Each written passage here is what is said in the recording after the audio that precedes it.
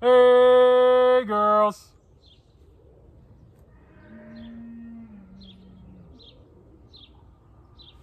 Come on, girls.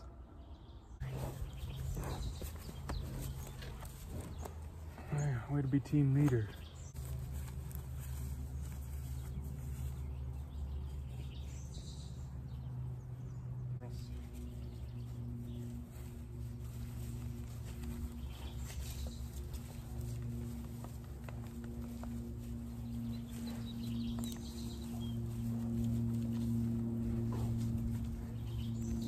Come on, girls.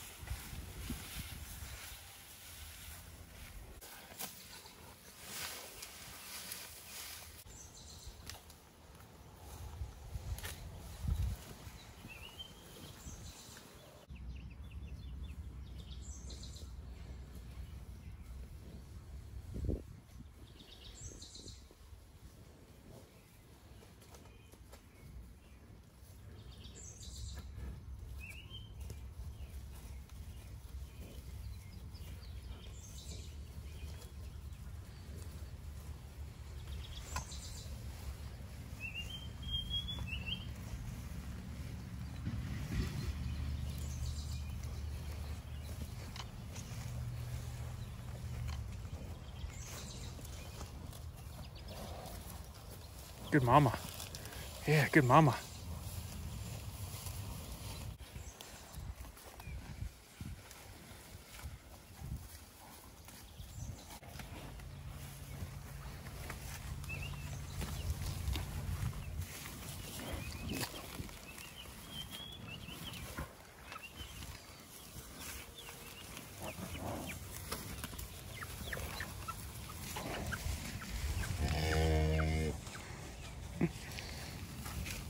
What was that?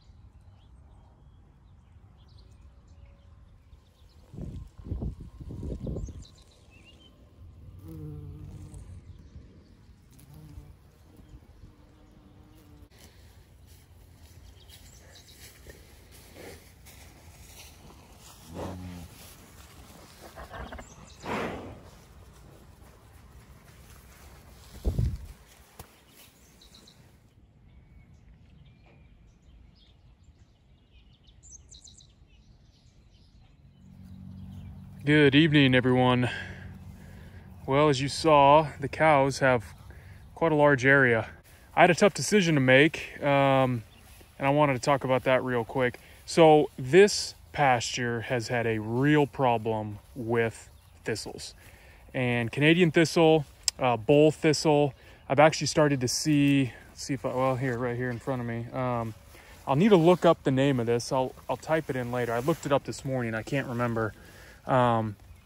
It's a very viney plant, and I started noticing this for the first time last year.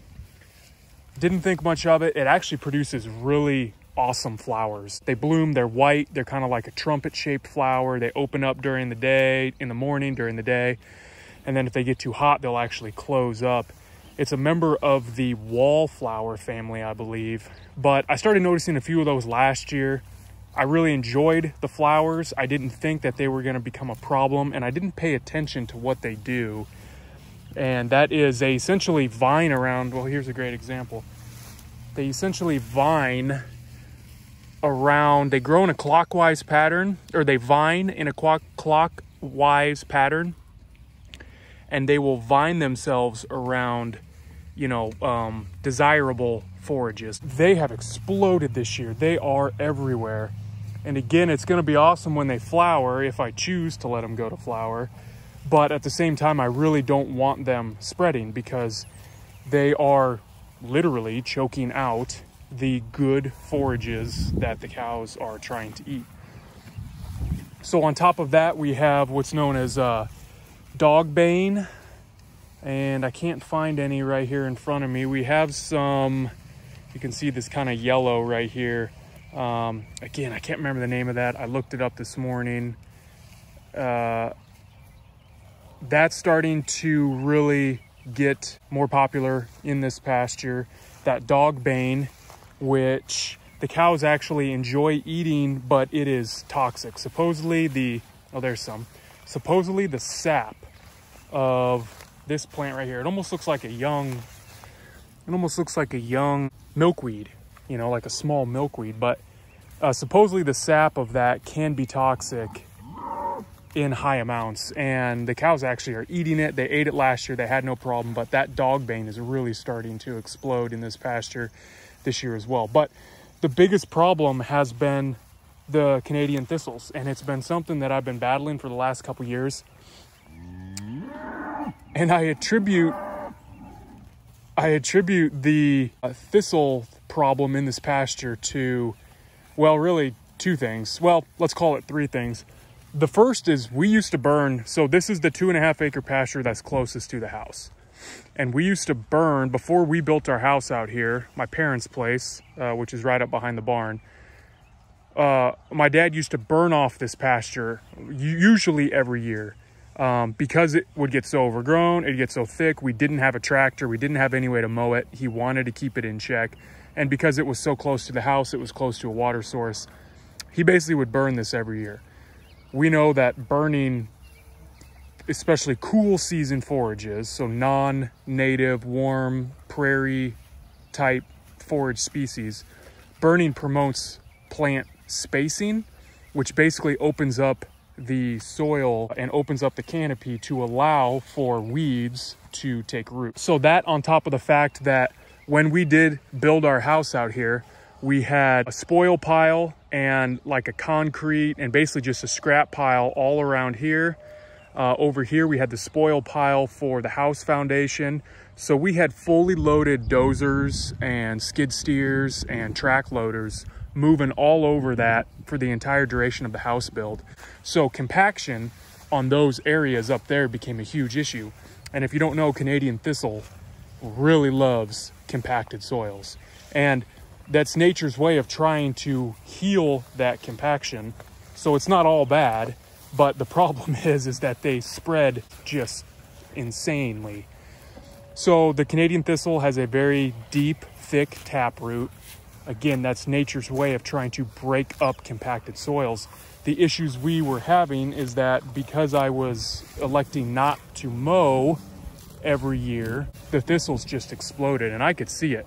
It started in this corner and up here, and it just, really the way the wind would blow every year, the wind would blow the seeds, and basically to about where I stopped mowing. It's been about 2.5, 3 years now, but the thistles have just taken over. But it was so thick that, you know, it was choking out anything else from growing. And it actually made it to where the cows wouldn't even travel through there. And the last thing that I contribute it to, again, comes back to compaction. And 2 springs ago, I wired off this section of the pasture here back when I had just a handful of the cows, and confined them to a small triangle up there for my spring lockup. And again, that was the area where they would go, you know, to keep them off of the pasture as it started to green up, so they wouldn't be nibbling the young, not fully grown forages. But I wanted to keep them, you know, on a decently sized area so they wouldn't be standing in mud for the entire spring. Well, the area was not big enough. It was on a slope, so obviously it was slippery. The runoff from the barn, so the snow melt, the ice melt from the barn actually kind of plumbed its way down in there. So it ended up being a horrible spring for me in that area. They really beat it up simply because it was just too wet. So the ground up there became extremely compacted. It was extremely muddy. They just beat it all to heck. And when stuff started growing in the spring, one of the first things I noticed that was popping up was thistles. So the reason why we have had such a bad thistle problem in this pasture is completely our fault. It's been a management issue. What I have not done the last couple years is mowed, and that's because I really was having a problem mowing down good forage. Even though there were lots of thistles in this area, there was still, kind of like what you're seeing here with the red steer, he's still finding a lot of good things to eat. And I just had a problem mowing all this off, especially because, again, in the years past, I have not had the lease properties available to me. So the last thing I wanted to do was take our only 5 acres of pasture and mow down 2.5 acres of it, thus creating not enough for our herd to graze on, especially come July and August when it gets dry. However, this year was horrible. And as you could see from some of that footage, the thistles are just, it's at the point now where I am going to be losing productivity in this 2.5 acres if I don't try and put a stop to this thistle outbreak now. I would venture to say that basically this area that I have mowed, particularly this stuff up here by the barn, that is basically worthless pasture. There's not much to eat up there because the thistles have gotten so bad. So at that point, I really am not losing anything by mowing it all down. So the last 2 years I've spot sprayed, but it was too little too late. I had a fairly large backpack sprayer, and no matter how many times I came out here in both the spring and the fall to try and spray the thistles before they flowered and went to seed, I just couldn't get it all. I did not want to blanket spray because of the legumes that we have in this pasture. The same herbicide that would take care of the thistles was also going to get rid of any of the legumes. And we have a great stand of red clover. Oh, there he is, Mama.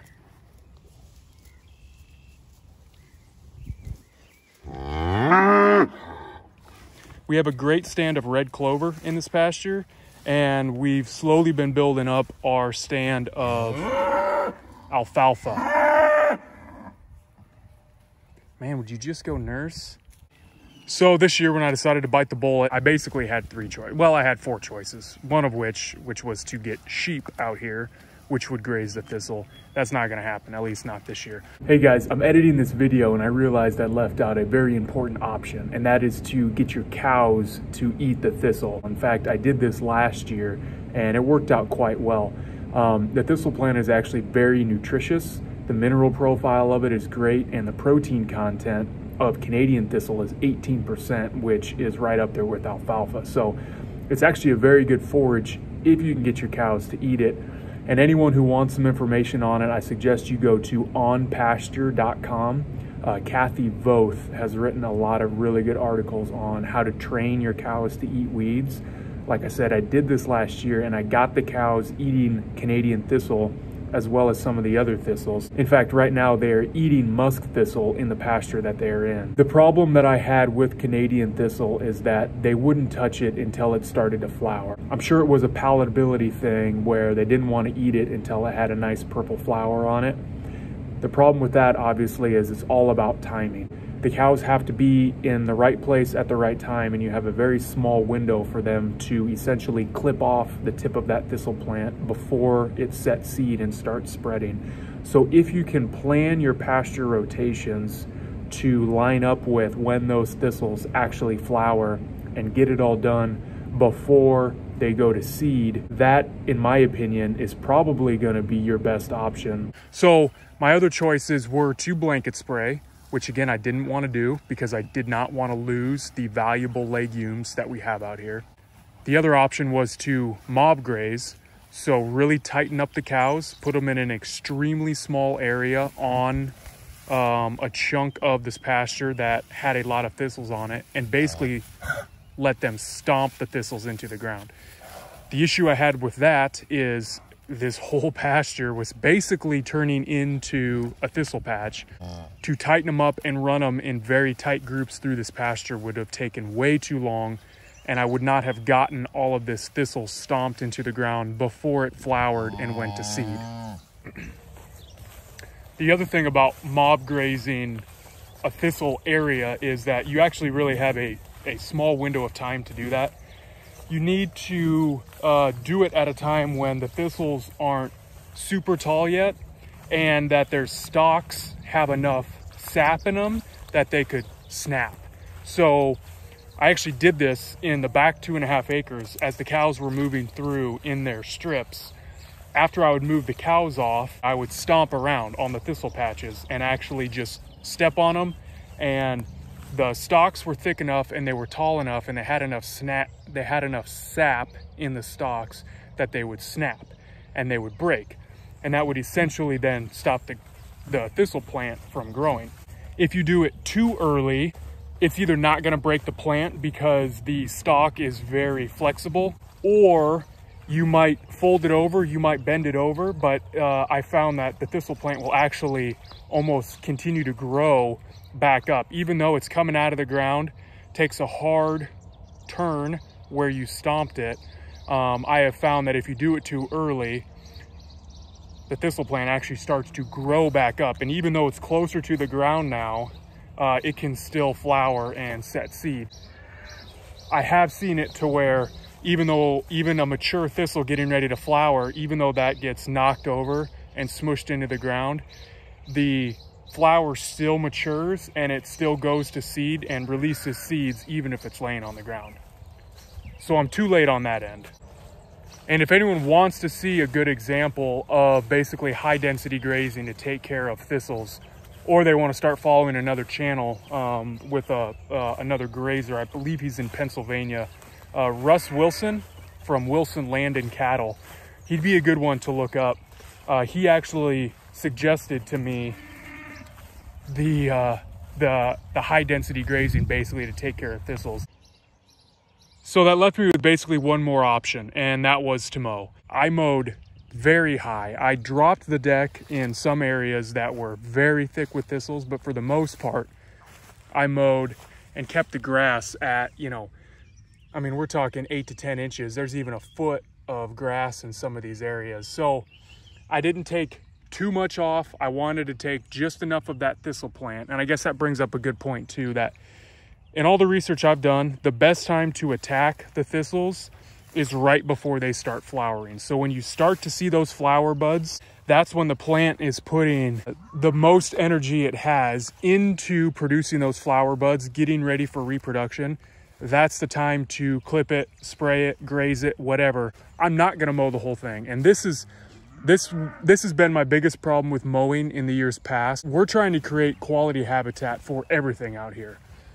The birds, the bees, the butterflies. I do not just want to mow all this down or blanket spray all this down to get rid of everything but grass and just have short grass out here, because nothing else thrives. There are no pollinators, the ground nesting birds, everything suffers when you start mowing your pastures. And actually I believe it's the Audubon Society recommends that you don't mow, you try and set aside areas of your pastures or your hay ground, and you don't mow until at least July 15th, in an effort to allow those ground nesting birds, which are threatened in most states, the option to raise a clutch and get them out of their nests before you come through with a mechanical device. They even say if you can push it back to August 1st, that's ideal. Now, we know that most people start making hay around this time of year. People can't even wait until July 15th to make hay. In a situation like this, again, you know, the thistles are going to seed. If I want to try and control them with mowing, I'm going to have to do it before they start to truly flower, and it's only June 10th. So at least a month before they suggest that you start mowing. That's why I'm leaving as much of this as I can. And if I need to, I'll kind of spot spray some of those areas from here on out. Plus, as you've been seeing, man, the cows have been going for a lot of this weedy, leafy, stemmy, tall stuff. I mean, yes, they're looking for the good grass down in there and they're finding some of it, but when I first turned them into this pasture, I thought they were gonna run over to this area that I mowed. They stood right around that area of the gate where it was very weedy, very stemmy, very leafy type forages, and they just feasted. And that's what they've been going after. So even the cattle, in a way, prefer kind of this tall smorgasbord of just about anything that they can eat. That choice, that variety, that's what creates a healthy animal. And you're not gonna do that by mowing stuff down. I am curious if anyone out there has a different way other than what I mentioned for how they deal with Canadian thistles or other invasive weeds that they're trying to get rid of in their pasture. Let me know down in the comments. I'm all ears. I'm very interested in what you guys do to control thistles or invasive weeds in your pasture. So let me know. All right, thanks guys. We'll catch you at the next one.